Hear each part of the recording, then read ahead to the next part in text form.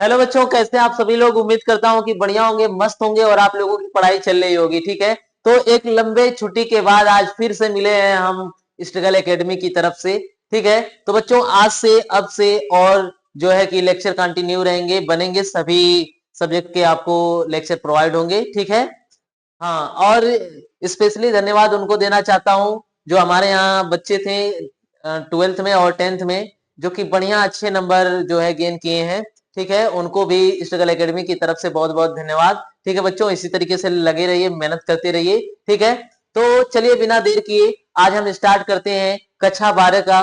ठीक है, पहला अध्याय भौतिक का। ठीक है, जो कि यूनिट है बच्चों स्थिर वैद्युत की इलेक्ट्रोस्टैटिक्स। ठीक है, तो चलिए बिना देर किए हुए स्टार्ट करते हैं। ठीक है, तो बने रहिए हमारे साथ। ठीक है बच्चों, हाँ, और ये यूनिट फर्स्ट में, ठीक है, पहला जो चैप्टर है बच्चों वो है विद्युत आवेश तथा क्षेत्र। ठीक है, हाँ, क्लास 12 और ये शुरू होने वाला है, ये पहला लेक्चर है बच्चों। ठीक है, जो कि बहुत ही इंपॉर्टेंट है। ठीक है, तो चलिए बिना किसी देर किए हुए स्टार्ट करते हैं। ठीक, उम्मीद है कि आपको, ठीक है, अच्छा लगेगा। ठीक है, तो चलिए बच्चों स्टार्ट करते हैं। तो पहले आपको तो मैं बता दूं कि ये जो चैप्टर चल रहा है, ठीक है, ये क्लास 12 का है। ठीक है, फिजिक्स, समझ में आई बात। क्लास 12 का फिजिक्स है और ये यूनिट फर्स्ट है बच्चों, ये यूनिट फर्स्ट है, यूनिट फर्स्ट, पहली यूनिट है। इस यूनिट का क्या नाम है, इस यूनिट का नाम है बच्चों, ठीक है, स्थिर स्थिर वैद्युतिकी।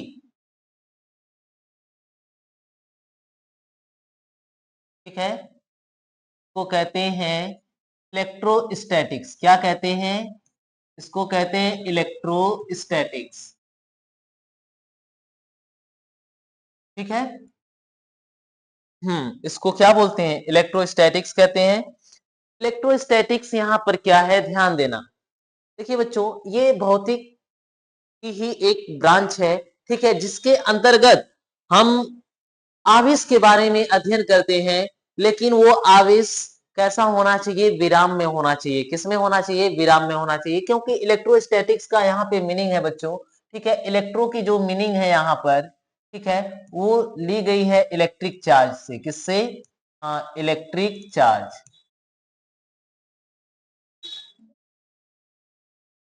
ठीक है, और स्टैटिक्स की यहाँ पर मीनिंग ली गई है, ठीक है, एट रेस्ट।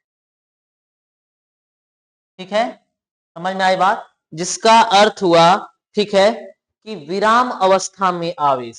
आवेश किस अवस्था में होना चाहिए, विराम अवस्था में होना चाहिए। तब अगर आप अध्ययन करते हैं तो वो किसके अंतर्गत आएगा, इलेक्ट्रोस्टैटिक्स के अंतर्गत आएगा।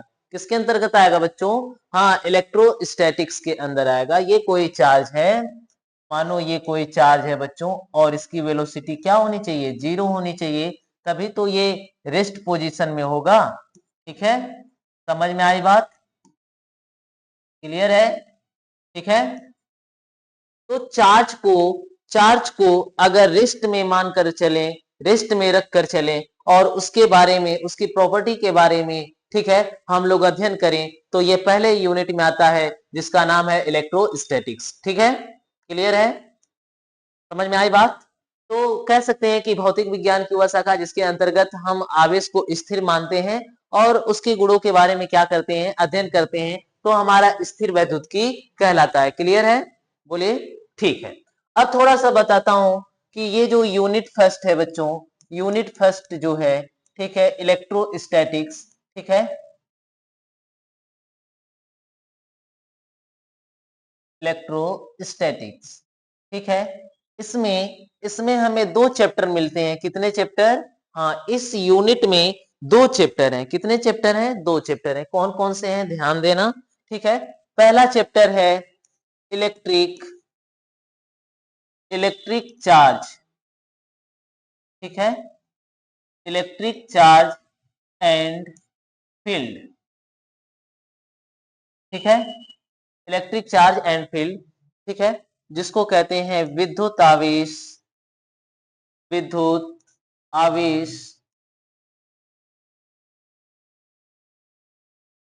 विद्युत आवेश तथा क्षेत्र। क्षेत्र यहाँ पे कौन सा क्षेत्र? विद्युत क्षेत्र। ठीक है, तो विद्युत आवेश तथा क्षेत्र, ये पहला चैप्टर। और इस यूनिट का दूसरा चैप्टर है बच्चों, ठीक है, वो क्या है? वो है electric potential, electric potential and capacitance, capacitance है। विद्युत विभव, इसको क्या बोलेंगे? हाँ, विद्युत विभव एवं धारिता, विद्युत विभव एवं धारिता। तो इसमें कितने चैप्टर हैं? दो चैप्टर हैं। इस यूनिट में कितने चैप्टर हैं बच्चों? दो चैप्टर हैं। ठीक है, एक है इलेक्ट्रोस्टैटिक्स और सॉरी, एक है इलेक्ट्रिक चार्ज एंड फील्ड्स और दूसरा है इलेक्ट्रिक पोटेंशियल एंड कैपेसिटेंस। ठीक है, इस यूनिट के अंतर्गत हमें यही दो चैप्टर पढ़ने हैं और इन दोनों चैप्टर में, ठीक है, आवेश को हम विराम में रखेंगे, विराम में मानकर चलेंगे। ठीक है, समझ में आई बात? यानी आवेश क्या रहने वाला है? यहाँ पे रेस्ट में रहने वाला है। ठीक है, इन दो यूनिट्स में, दो चैप्टर में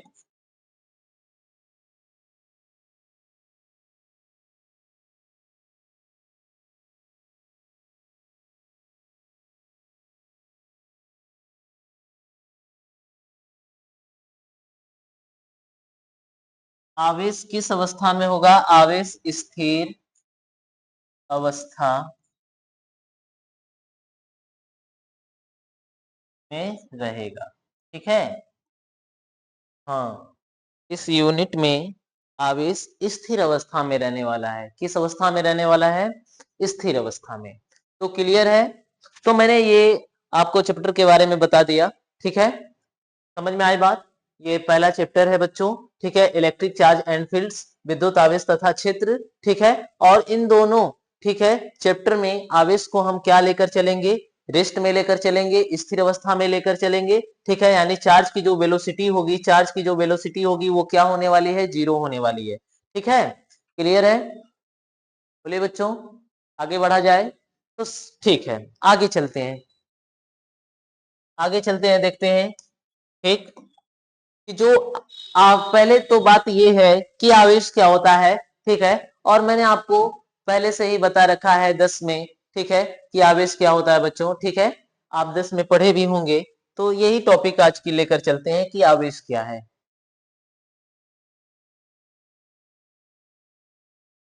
आवेश,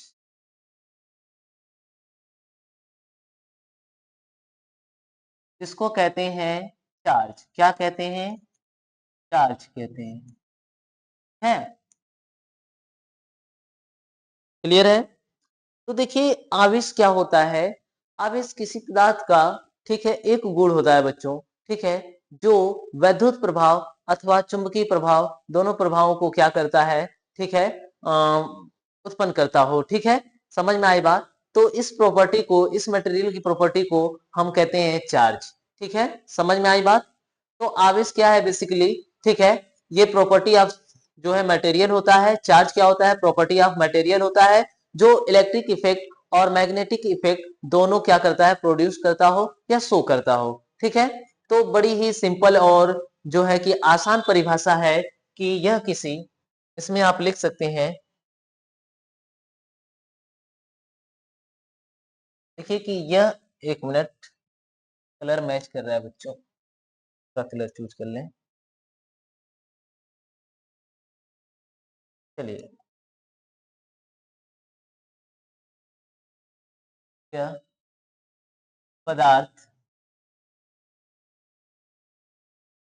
का, यह पदार्थ का वह गुण होता है, होता है। ठीक है, यह पदार्थ का वह गुण होता है जो, जो विद्युत, और साथ में ठीक है, चुंबकीय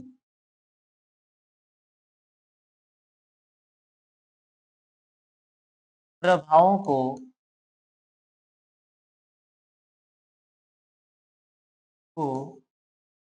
उत्पन्न करता है। उत्पन्न, ठीक है, करता है। ठीक है, क्या कहलाता है? आवेश कहलाता है। आवेश कहलाता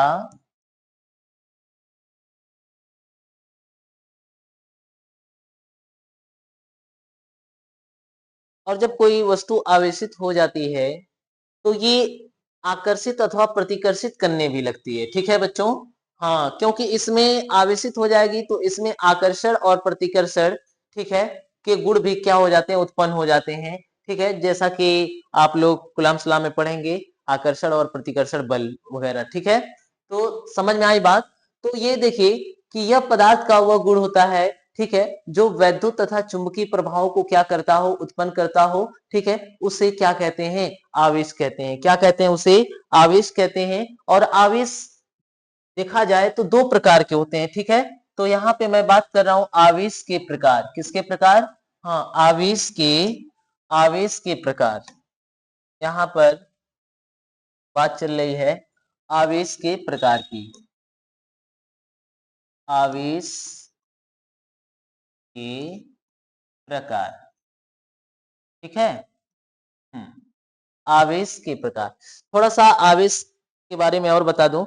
जैसा कि आप जब कॉम्ब को लेते हैं, ठीक है, कंघी को, और बाल से ऐसे रगड़ते हैं, तो रगड़ने के बाद क्या होता है? आप छोटे छोटे कागज के टुकड़ों के पास ले जाते हैं, तो वो कंग जो कॉम्ब है वो क्या करती है कि उन टुकड़ों को, कागज के छोटे छोटे टुकड़ों को अपनी तरफ क्या करती है? आकर्षित करती है। ठीक है, तो इस प्रकार से जब आपने उसे रगड़ा तो एक तरीके से वो क्या हो गई? आवेशित हो गई, यानी उस पर चार्ज आ गया। क्या आ गया? चार्ज आ गया। ठीक है, तो ये आवेश का ही क्या होता है? गुण होता है। आवेश के कारण ही ऐसा होता है। ठीक है, समझ में आई बात? इसी तरीके से जो बच्चों आसमान में जो बिजली तड़कती है, उसका भी वो किसकी वजह से होता है? वो चार्ज की ही वजह से होता है। समझ में आई बात? ठीक है, हाँ, ये सब प्रक्रियाएं किससे होती हैं? चार्ज से ही होती हैं। तो अब यहाँ पे मैं देखने वाला हूँ चार्ज के प्रकार, यानी आवेश के प्रकार। तो टाइप्स ऑफ चार्ज ना, ठीक, टाइप्स ऑफ चार्ज। बच्चों यहाँ पर टाइप्स ऑफ चार्ज की बात करें, आवेश के प्रकार की बात करें, तो यहाँ पे देखिए आवेश जो है कि दो प्रकार के होते हैं। कितने प्रकार के होते हैं? दो प्रकार के होते हैं। तो आप यहाँ पे कहेंगे, ठीक है,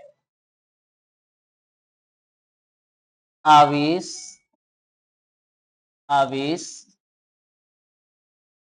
दो प्रकार के, आवेश दो प्रकार के होते हैं। क्लियर है?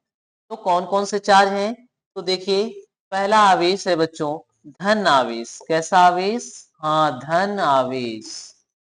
ठीक है, इसको कहते हैं पॉजिटिव चार्ज। क्या कहते हैं? Positive charge.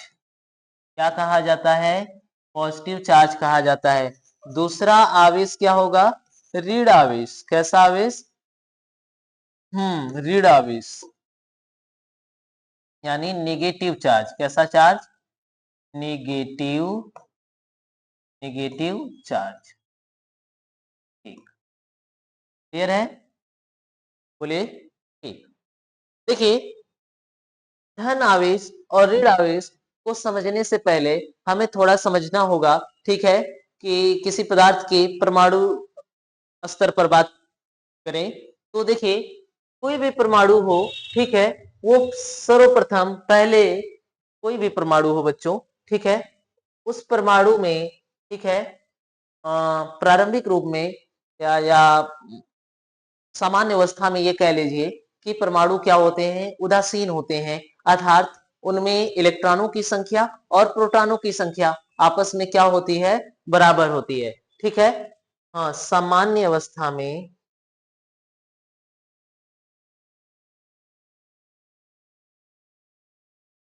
सामान्य अवस्था में अगर देखा जाए, ठीक है, तो नंबर ऑफ इलेक्ट्रॉन, ठीक है, ये बराबर होते हैं किसके, नंबर ऑफ, ठीक है, प्रोटॉन के। इसके बराबर होते हैं बच्चों, हाँ, नंबर ऑफ इलेक्ट्रॉन सामान्य अवस्था में अगर देखा जाए तो ये परमाणु है बच्चों, ये परमाणु संरचना है, ठीक है, समझ में आई बात।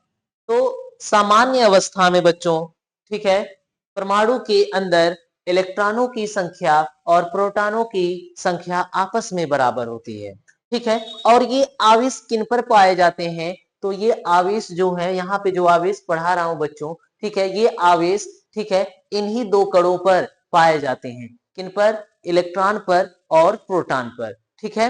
अब देखिए, इलेक्ट्रॉन पर जो आवेश पाया गया, ठीक है, वो कैसा आवेश पाया गया बच्चों, ठीक है, ऋण आवेश पाया गया। और प्रोटॉन पर कैसा आवेश पाया गया, धन आवेश पाया गया, ठीक है, समझ में आई बात, बोले।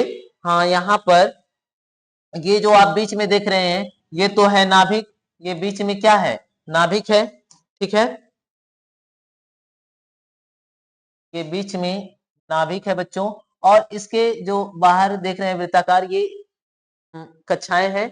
और इनमें इलेक्ट्रॉन क्या करते हैं, इनमें इलेक्ट्रॉन क्या करते हैं बच्चों, ऐसे चक्कर लगाते हैं ना, ऐसे चक्कर लगाते हैं, ठीक है, समझ में आई बात। तो जो इलेक्ट्रॉन है बच्चों, ये इलेक्ट्रॉन है, ठीक है, और प्रोटॉन कहाँ पे रहता है, नाभिक में रहता है, केंद्र पर रहता है, ठीक है, समझ में आई बात। तो इलेक्ट्रॉन ऐसे चक्कर लगाते हैं और इन पर ऋण आवेश पाया जाता है, कैसा आवेश पाया जाता है, ऋण आवेश पाया जाता है। और प्रोटॉन पर धन आवेश पाया जाता है, कैसा आवेश पाया जाता है, धन आवेश, ठीक है। तो देखिए, प्रोटॉन पर धन आवेश पाया जाता है, इसीलिए नाभिक कैसी होती है, धन आवेशित होती है, ठीक है। परमाणु की जो नाभिक होती है वो धन आवेशित होती है, क्यों, क्योंकि उस नाभिक में कौन सा कण होता है, प्रोटॉन होता है। और प्रोटॉन पर कौन सा आवेश होता है, धन आवेश होता है, इसलिए नाभिक कैसी होती है, धन आवेशित होती है, ठीक है। और इलेक्ट्रॉन जो नाभिक के चारों ओर चक्कर लगा रहे हैं, वो सब कैसे हैं, ऋण आवेशित है ना, ठीक है। चलिए, बहुत बढ़िया। तो अब आप यहाँ पे समझ गए होंगे कि धन आवेश क्या है और ऋण आवेश क्या है, और ये किन पर पाए जाते हैं। तो ये धन आवेश, ऋण आवेश इलेक्ट्रॉन और प्रोटॉन पर पाए जाते हैं, ठीक है। धन आवेश किस पर पाया जाएगा, पॉजिटिव चार्ज किस पर होगा, पॉजिटिव चार्ज किस पर होगा बच्चों, ठीक है, वो प्रोटॉन पर होगा, ठीक है। और नेगेटिव चार्ज किस पर होगा, इलेक्ट्रॉन पर होगा, ठीक है। तो आप यहाँ पे इस चीज को लिख सकते हैं कि धन आवेश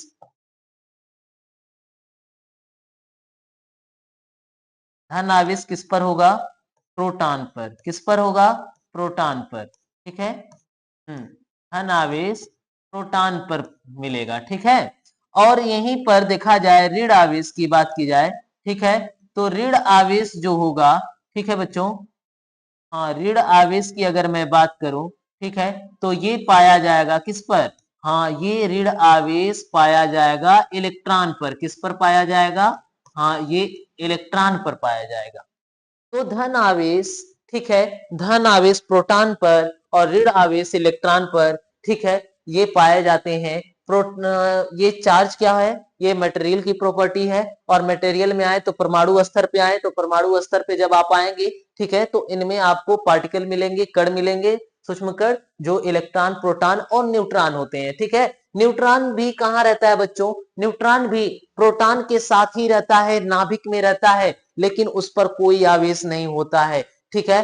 न्यूट्रॉन समझ लीजिए कि न्यूट्रल है, क्या है, न्यूट्रल है, उस पर कोई आवेश नहीं, ठीक है।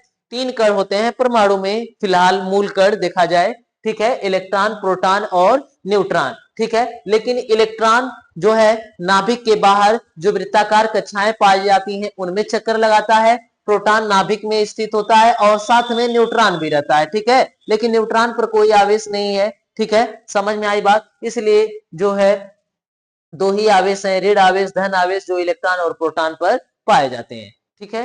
क्लियर है बच्चों, बोलिए, ठीक। अब यहाँ पे ये बात चल रही है कि आखिर इलेक्ट्रॉन पर आवेश पाया जाता है तो उसकी मात्रा कितनी है, यानी कितने मात्रा में, ठीक है। तो देखिए, किसी भी कोई भी चीज हो उसका मापन किया जाए तो उसकी एक यूनिट होती है ना, उस यूनिट के अंतर्गत आप मापन करते हैं, ठीक है। जैसे आप बाजार ही जा रहे हैं सब्जी लेने, तो आप बोलेंगे भैया हमको 1 किलो आलू दे दीजिए, तो यहाँ पे जो 1 किलो आपने बोला है ये उसका क्या है, मात्रक है, ठीक है। यानी कि यहाँ पे द्रव्यमान है, ठीक है। आलू एक क्या है, द्रव्यमान ही तो है, और द्रव्यमान की यूनिट यहाँ पे क्या हो गई, किलोग्राम हो गई, ठीक है। उसी तरीके से आवेश, आवेश का जब आप मापन करेंगे तो उसकी भी क्या होनी चाहिए, यूनिट होनी चाहिए, और वो यूनिट होती है कूलाम। क्या होती है, कूलाम। तो इस प्रकार से आवेश का मात्रक क्या होता है बच्चों, कूलाम, ठीक है। तो जो अगर मैं यहाँ पे देखूं, ठीक है, यहाँ पे अगर मैं बात करूं बच्चों, ठीक है, ध्यान देना। हाँ, ये बहुत इंपॉर्टेंट बात है, क्या, ध्यान दीजिए। Charge on electron, charge on electron, ठीक है। इलेक्ट्रॉन पर आवेश कितना होगा ना, समझ में आई बात। चार्ज ऑन इलेक्ट्रॉन अगर देखा जाए तो कैसा होता है, इलेक्ट्रॉन पर आवेश कैसा होता है, तो अभी बताया कैसा होता है, निगेटिव होता है। और कितना होता है, उसकी मात्रा कितनी होती है, तो देखिए यहाँ पर वो मात्रा होती है, पहले तो चार्ज निगेटिव होगा इसलिए निगेटिव, ठीक है, माइनस का 1.6, ठीक है, और गुणे में 10 के पावर माइनस का 19 कूलाम, कितना होता है, हाँ, -1.6, ठीक है, समझ में आई बात, -1.6, ठीक है, गुणे 10 के पावर -19 कूलाम, इतना आवेश होता है इलेक्ट्रॉन पर, ठीक है। इससे ज्यादा नहीं होगा, एक इलेक्ट्रॉन पर इतना ही मिनिमम चार्ज, इतना ही होगा, इससे ज्यादा नहीं होगा, ठीक है। या ऐसे समझ लीजिए एक इलेक्ट्रॉन इतना कूलाम चार्ज कंटेंट करता है, ठीक है, समझ में आई बात। बोले एक इलेक्ट्रॉन के पास इतना चार्ज होता है, ठीक है, क्लियर है, बिल्कुल सही, ठीक। उसी तरीके से हम अगर बात कर लें, ठीक है, कहां पर बाबू, कहां पर, चार्ज ऑन प्रोटॉन पर अगर बात कर लें, ठीक है, तो प्रोटॉन के पास भी, ठीक है, इतना ही चार्ज होता है, लेकिन क्या उसके पास कैसा चार्ज होगा, पॉजिटिव चार्ज होगा, कैसा चार्ज होगा, पॉजिटिव चार्ज होगा। तो प्रोटॉन के पास जो चार्ज होगा ना वो होगा प्लस का, ठीक है, 1.6 गुणे 10 के पावर -19 कूलाम, ठीक है। यानी यहाँ पे ये देखा जा रहा है जितना चार्ज इलेक्ट्रॉन के पास है, ठीक है, उतना ही चार्ज किसके पास है, प्रोटॉन के पास है। यानी दोनों मैग्नीट्यूड में, परिमाण में क्या है, बराबर है, परंतु प्रकृति क्या है, विपरीत है, एक पॉजिटिव चार्ज है और एक निगेटिव, ठीक है बच्चों। इसीलिए देखा जाए तो मैंने बताया कि सामान्य अवस्था में क्या है, परमाणु उदासीन होता है। क्यों उदासीन होगा, ठीक है, क्योंकि इसमें जितने इलेक्ट्रॉन होते हैं, देखिए नंबर्स ऑफ इलेक्ट्रॉन इक्वल है नंबर्स ऑफ प्रोटॉन के, ठीक है। तो जितने इलेक्ट्रॉन होंगे उन सब पे कैसा चार्ज होगा, निगेटिव चार्ज होगा, ठीक है। और यहाँ पे जितने प्रोटॉन होंगे उन सब पर भी कितने होंगे, पॉजिटिव चार्ज होंगे। लेकिन दोनों की संख्या बराबर है तो पॉजिटिव चार्ज और निगेटिव चार्ज दोनों की संख्या आपस में बराबर हो गई तो एक दूसरे से क्या हो जाएंगे, न्यूट्रल हो जाएंगे, यानी उदासीन हो जाएंगे। इसलिए मैंने बताया अभी कि सामान्य अवस्था में परमाणु क्या होता है, उदासीन होता है, ठीक है। यही यही कारण है। समझ में आई बात, बोलिए, कोई दिक्कत नहीं ना, बोलिए बच्चों, क्या इतनी बात आपको समझ में आई, क्या इतनी बात आपको समझ में आ गई, ठीक है। अब आगे थोड़ा बढ़ लेते हैं, ठीक, चलिए, बहुत अच्छा, इतना आप समझ पाए।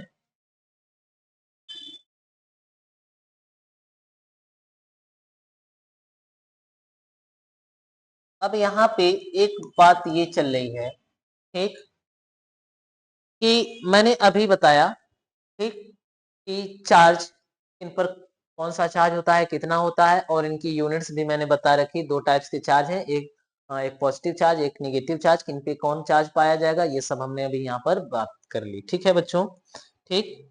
अब हम ये बात कर रहे हैं, ठीक है, इनकी कुछ प्रॉपर्टी होती है, ठीक है, आवेश की प्रॉपर्टी होती है, यानी आवेश के गुण के बारे में अब बात कर रहे हैं, ठीक है, आवेश के आवेश के गुण है, आवेश के गुण है, इसको क्या बोलेंगे, हाँ, properties of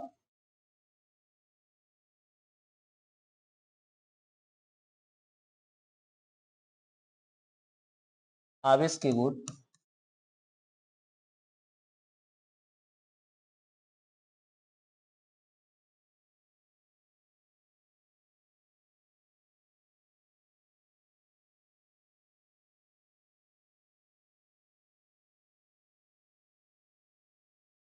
charge, properties of charge. ठीक है, चार्ज के क्या गुण है, ठीक है, ध्यान देना। अब उन्हीं गुणों को यहाँ पे मेंशन करते चलेंगे। ठीक है, पहला गुण तो ये ध्यान दीजिए, ठीक, जो आवेश होता है, ठीक है, अगर समान प्रकृति के आवेश हो, ठीक है, समान प्रकृति के आवेश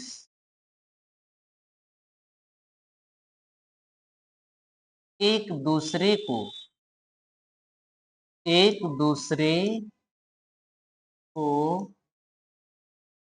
प्रतिकर्षित करते हैं, एक दूसरे को क्या करते हैं बच्चों, प्रतिकर्षित करते हैं। ठीक है, एक दूसरे को दूर भगाते हैं। अगर जैसे पॉजिटिव पॉजिटिव चार्ज है तो इनके बीच में फोर्स लगेगा, जो इस वाले को ये इधर फोर्स लगाएगा, ये वाला चार्ज इनको इधर फोर्स लगाएगा। ठीक है, यानी कौन सा बल होगा, प्रतिकर्षण बल होगा। इनके बीच में जो फोर्स लगेगा वो कैसा होगा, प्रतिकर्षण। ठीक है, इसी तरीके से अगर एक निगेटिव चार्ज है और दूसरा वाला भी चार्ज क्या हो, निगेटिव हो, तो ये वाला भी इन्हें प्रतिकर्षित करेगा, इधर फोर्स लगाएगा, ये वाला इन पर इधर फोर्स लगाएंगे। ठीक है, बोले इनके बीच में क्या होगा, प्रतिकर्षण बल होगा। कैसा बल होगा, प्रतिकर्षण बल। ठीक है, कौन सा बल लगेगा, प्रतिकर्षण बल। यहां पर भी कौन सा बल, प्रतिकर्षण बल। ठीक है, प्रतिकर्षण बल कार्य करेंगे। ठीक है, तो यहाँ पे ये प्रॉपर्टी आपको देखने को मिले कि अगर समान प्रकृति के हों आवेश तो उनके बीच में बल लगेगा, और कौन सा बल लगेगा, प्रतिकर्षण वाला। ठीक है, वहीं पे अगर, ठीक है, असमान प्रकृति हो, ठीक है, समझ में आई बात, असमान प्रकृति के आवेश, ठीक है, एक दूसरे को क्या करेंगे, आकर्षित करेंगे। क्या करेंगे बच्चा, हाँ, आकर्षित करते हैं। ठीक है, अट्रैक्शन फोर्स कार्य करेगा। ठीक है, समझ में आई बात। इनके बीच में प्रतिकर्षण बल, लेकिन वहीं पे अगर इनके बीच की बात करें, ये भी प्लस है, ये प्लस है, ये माइनस है, तो इनके बीच में कौन सा फोर्स लगेगा, इनके बीच में, अरे एक मिनट, ये प्लस चार्ज और ये माइनस चार्ज, बताइए असमान प्रकृति हो गई ना, एक प्लस चार्ज हो गया और एक माइनस चार्ज हो गया, तो इनके बीच में जो फोर्स लगेगा वो कैसा होगा, आकर्षण प्रकृति का होगा। कैसा होगा, आकर्षण। कैसा होगा, हाँ, आकर्षण बल। ठीक है, क्लियर है, क्या ये बात समझ में आ गई, बोलिए। ठीक, आपने ये बात यहां पर देख ली। ठीक है, समझ में आई बात। दूसरी बात क्या है,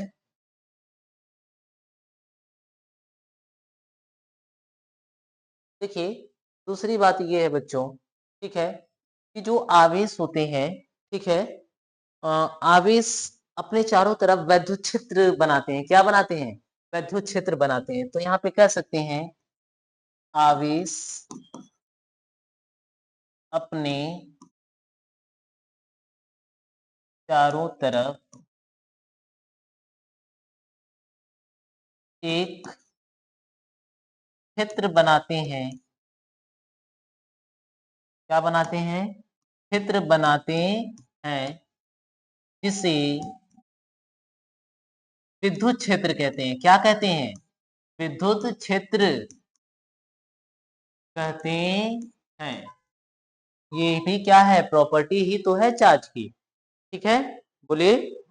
हाँ, आवेश अपने चारों तरफ क्या बनाते हैं, क्षेत्र बनाते हैं, जिन्हें वैद्युत क्षेत्र कहते हैं। जैसे यहाँ पे ध्यान देना, यहाँ पे ध्यान दीजिए, ये रहा पॉजिटिव चार्ज, तो ये पॉजिटिव चार्ज क्या करेगा, ये अपने चारों तरफ, ठीक है, एक क्षेत्र बनाएगा। ठीक है, क्या बनाएगा, एक क्षेत्र बनाएगा, अपने चारों तरफ एक क्षेत्र बना लेगा बच्चों।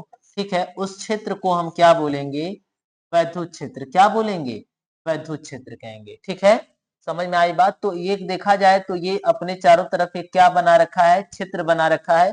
ठीक है, ये रीजन जो है ये इलेक्ट्रिक फील्ड कहलाता है। क्या कहलाता है, इलेक्ट्रिक फील्ड कहलाता है, वैद्युत क्षेत्र कहलाता है। क्लियर है, बोलिए, समझ में आई बात। और ये जो आप देख रहे हैं ना, ये क्या है, ये है विद्युत बल रेखा। ये क्या है, ये है विद्युत बल रेखा, क्या रेखाएं यहाँ पे कह लीजिए। ठीक है, ये जो आप देख रहे हैं ये है विद्युत बल रेखाएं। यही विद्युत आवेश से विद्युत बल रेखाएं ही निकलती हैं, और वो विद्युत बल रेखाएं जितने रीजन में फैली होती हैं उसको कहते हैं वैद्युत क्षेत्र। क्या कहते हैं, वैद्युत क्षेत्र। ये निकलती हैं किससे, पॉजिटिव चार्ज से, लेकिन ये खत्म किस पर होती हैं या किसकी तरफ जाती हैं, तो बच्चों यहाँ पे ध्यान देना, ये जाती हैं नेगेटिव चार्ज की तरफ। किसकी तरफ, नेगेटिव चार्ज की तरफ। समझ में आई बात, बोलिए। हाँ, ये किसकी तरफ जाती हैं, ये नेगेटिव चार्ज की तरफ। ठीक है, समझ में आई बात। यहां से देखा जाए तो आउटवर्ड है,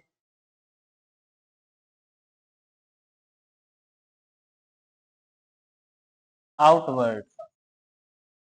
ठीक है, और इधर देखा जाए तो टूवर्ड्स। ठीक है, यहां से निकल रही हैं और यहाँ पे खत्म हो रही हैं या ऋण आवेश की तरफ आ रही हैं। ठीक है, समझ में आई बात। ठीक, चलिए आगे चलते हैं, अगली प्रॉपर्टी देखते हैं क्या है। ठीक है बच्चों, अगली प्रॉपर्टी को देखते हैं। तो यहाँ पे ध्यान देना कि जो नेक्स्ट प्रॉपर्टी है वो क्या है। ठीक है, देखिए वो प्रॉपर्टी है, ठीक है, आवेश संरक्षण की। किसकी, आवेश संरक्षण। आवेश संरक्षण क्या है, ठीक है, ये भी है प्रॉपर्टी ऑफ चार्ज ही है। ठीक है, देखिए आवेश क्या होता है, आवेश संरक्षण का अर्थ यहाँ पे है कि आवेश संरक्षित रहता है। क्या रहता है, संरक्षित रहता है। इसका मतलब ये है आवेश न तो उत्पन्न होते हैं और न ही नष्ट होते हैं। ठीक है, बोले, क्या आवाज आ रही है बच्चों। चलिए ठीक है, तो आवेश न तो उत्पन्न होता है, तो यहाँ पे लिख सकते हैं, ठीक है, इसकी प्रॉपर्टी में, ठीक, आवेश न तो उत्पन्न होता है और न ही नष्ट होता है। ठीक है, जिसे जिसे आवेश संरक्षण, आवेश संरक्षण का नियम का, आवेश संरक्षण का नियम, आवेश संरक्षण का नियम ही कहते हैं, ही कहते हैं। ठीक है, इसका क्या मतलब हुआ, आवेश न तो उत्पन्न होता है और न ही नष्ट होता है। ठीक है, समझ में आई बात, यानी संरक्षित रहता है। तो इसका क्या मतलब हुआ, जैसे मैंने आपको बताया ना कि कोई परमाणु है, ठीक है, तो इसमें मैंने बताया सामान्य अवस्था में, सामान्य अवस्था में बच्चों, ठीक है, समझ में आई बात, इसमें जितने इलेक्ट्रॉन हैं, यानी इलेक्ट्रॉन, नंबर ऑफ इलेक्ट्रॉन जो है, नंबर ऑफ इलेक्ट्रॉन, ठीक है, ये बराबर होंगे किसके, नंबर ऑफ प्रोटॉन के। किसके, नंबर ऑफ प्रोटॉन, इसको प्रोटॉन लिख के, नंबर ऑफ प्रोटॉन के। तो बताना, यहाँ पे नेट अगर चार्ज देखो, नेट चार्ज, ठीक है, टोटल चार्ज, टोटल चार्ज बताना, इलेक्ट्रॉन पर जितने भी ऋण आवेश होंगे, ठीक उतने ही प्रोटॉन पर क्या होंगे, धन आवेश होंगे। तो टोटल चार्ज अगर आप देखेंगे तो जितना पॉजिटिव चार्ज उतना नेगेटिव चार्ज, तो टोटल जो चार्ज होगा वो क्या हो जाएगा, वो हो जाएगा जीरो, शून्य। क्या हो जाएगा, शून्य हो जाएगा। अब यहाँ पे ध्यान देना, ये तो सामान्य अवस्था में था, ये किस अवस्था में था? सामान्य अवस्था, सामान्य अवस्था, ठीक है। लेकिन अब क्या हुआ? अब परमाणु में ध्यान देना, अब परमाणु जो है किसी पदार्थ का परमाणु, ठीक है, अब वो असामान्य अवस्था में है। असामान्य, असामान्य अवस्था का मतलब ये है कि किसी अन्य परमाणु के साथ ये अन्योन्य प्रक्रिया में आया, जिसकी वजह से इलेक्ट्रॉनों का आदान प्रदान हो गया। क्या हो गया? इलेक्ट्रॉनों का आदान प्रदान हुआ। तो अब समझ लीजिए, समझ लीजिए कि इनसे दो इलेक्ट्रॉन निकल करके, इनसे दो इलेक्ट्रॉन, ये पहला परमाणु है ए, ठीक है, यहां से दो इलेक्ट्रॉन कूद करके, कितने इलेक्ट्रॉन बच्चों? ध्यान देना, दो इलेक्ट्रॉन कूद करके दूसरे वाले परमाणु पर आ गए। कहां पे आ गए?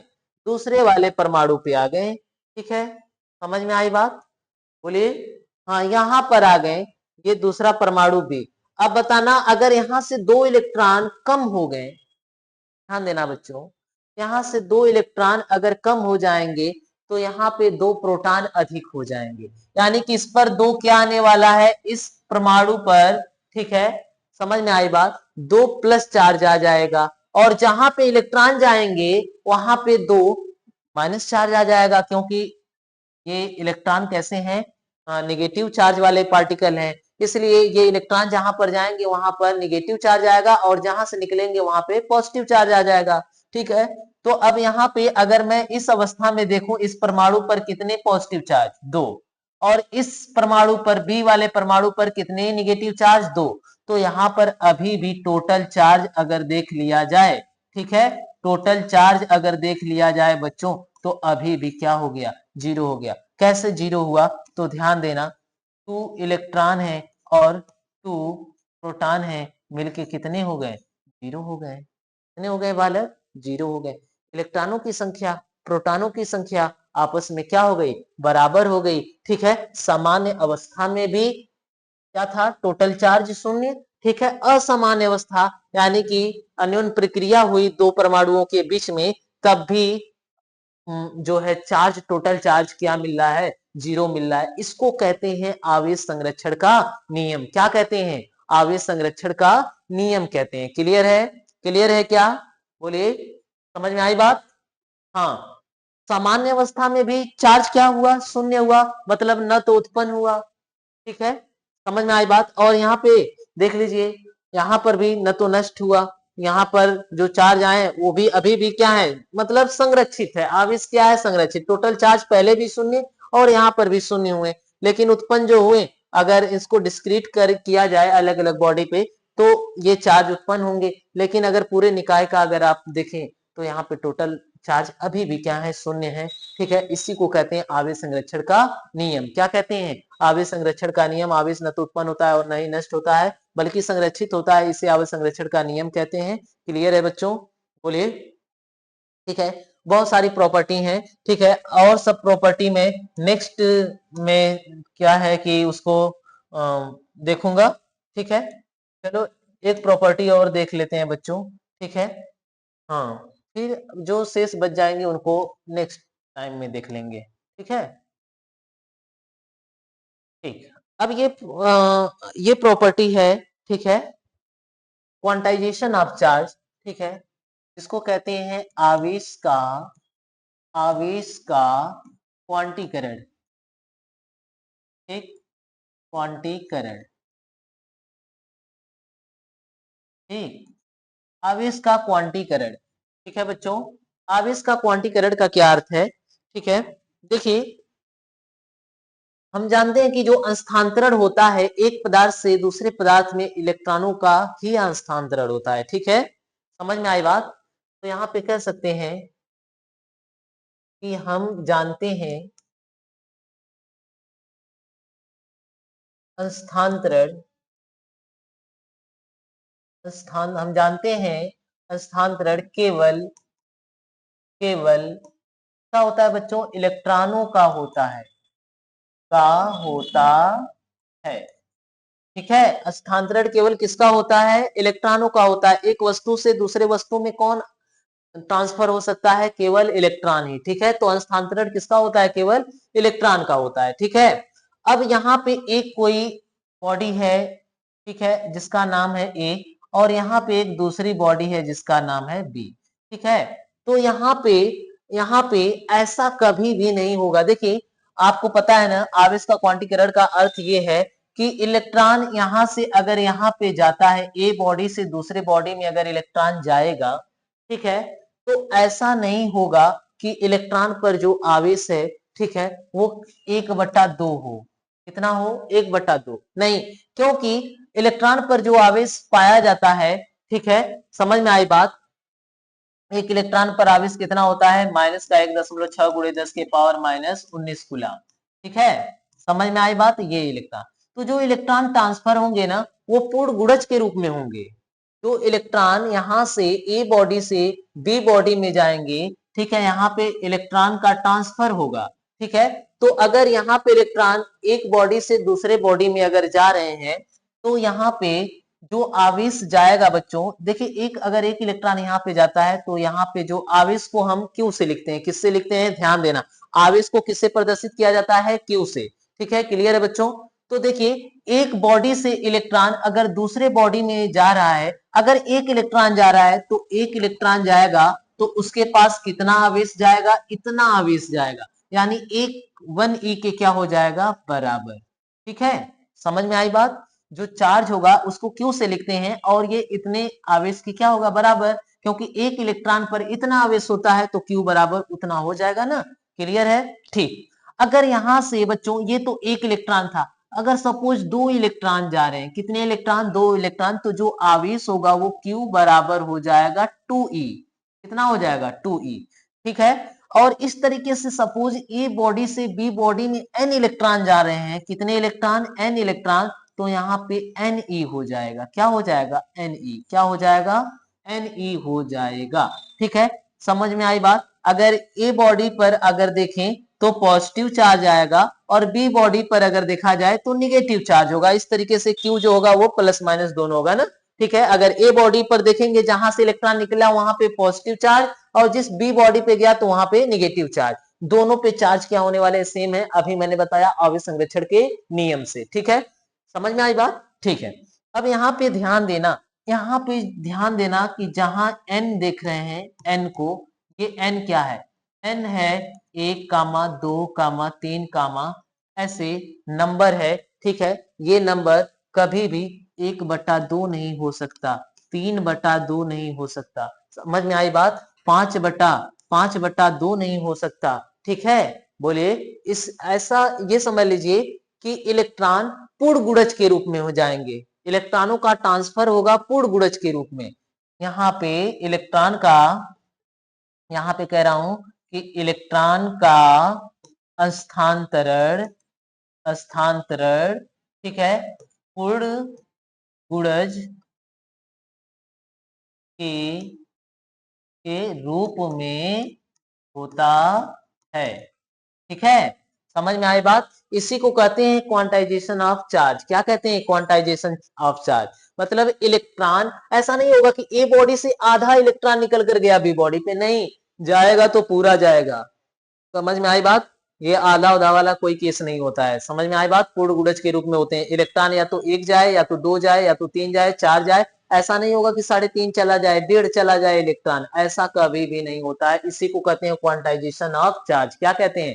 क्वांटाइजेशन ऑफ चार्ज, ठीक है। बोलिए, तो ये प्रॉपर्टी भी आप यहाँ पे समझ गए होंगे, ठीक है।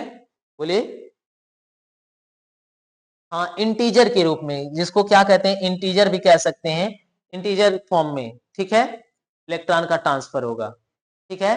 फ्रैक्शन में नहीं, फ्रैक्शन में नहीं बच्चों, भिन्नात्मक संख्या में नहीं इलेक्ट्रॉनों का ट्रांसफर होगा, ठीक है। समझ में आ गई बात? क्लियर है? इसको कहते हैं आवेश का क्वांटीकरण, ठीक है। इसको क्या कहते हैं? आवेश का क्वांटीकरण कहते हैं, ठीक। बोलिए, चलिए, तो आज के लिए इतना ही। फिर कुछ प्रॉपर्टी अभी शेष रह जाती हैं, ठीक है, तो उनको हम नेक्स्ट वीडियो में देखेंगे बच्चों। इतना आप लोगों को समझ में आया कि नहीं? ठीक है, मैंने चार्ज के बारे में बताया है, ठीक है, समझ में आई बात? तो अब नेक्स्ट वीडियो में मिलते हैं, तब तक के लिए धन्यवाद, ठीक है बच्चों। चलिए। क्या क्या था मैं आपको एक बार फिर से यहाँ पे दिखा रहा हूँ। ठीक, ये पहला मैंने आपको बताया, एक बार रिवाइज कर देता हूँ कि ये पहली यूनिट है आपकी फिजिक्स की क्लास 12 की। ठीक है, यूनिट का नाम है बच्चों, यूनिट का नाम है स्थिर विद्युत की इलेक्ट्रोस्टैटिक्स। इलेक्ट्रोस्टैटिक्स जो है कि फर्स्ट यूनिट है इसका। इलेक्ट्रोस्टैटिक्स की मीनिंग क्या है, यहाँ पे इलेक्ट्रो का यहाँ पे अर्थ है बच्चों, ठीक है, इलेक्ट्रिक चार्ज से। किससे? इलेक्ट्रिक चार्ज से, विद्युत आवेश से। ठीक है, स्टैटिक्स का अर्थ है यहाँ पे एट रेस्ट से, यानी चार्ज जो होगा वो किस पोजीशन में होगा? रेस्ट पोजीशन में होगा। ठीक है, समझ में आई बात? तो अगर चार्ज को रेस्ट पोजीशन में रख करके उसके बारे में अध्ययन किया जाए तो उसको हम कहते हैं क्या? इलेक्ट्रोस्टैटिक्स। ठीक है, उसी यूनिट का नाम पड़ता है क्या? इलेक्ट्रोस्टैटिक्स। और इस यूनिट में आ जाए पहले वाले यूनिट में, तो इसमें दो चैप्टर मिलने वाले हैं। कितने चैप्टर मिलने वाले हैं? दो। ठीक है, पहला चैप्टर है विद्युत आवेश तथा क्षेत्र, इलेक्ट्रिक चार्ज एंड फील्ड्स। ठीक है, समझ में आई बात? और दूसरा चैप्टर है बच्चों इलेक्ट्रिक पोटेंशियल एंड कैपेसिटेंस, विद्युत विभव एवं धारिता। ठीक है, तो सबसे पहले हम इस वाले चैप्टर को देखेंगे, फर्स्ट वाले चैप्टर को, जैसा कि मैंने आपको वहां पे बताया। ठीक है, समझ में आई बात? बोलिए। तो सबसे पहले यहाँ पे,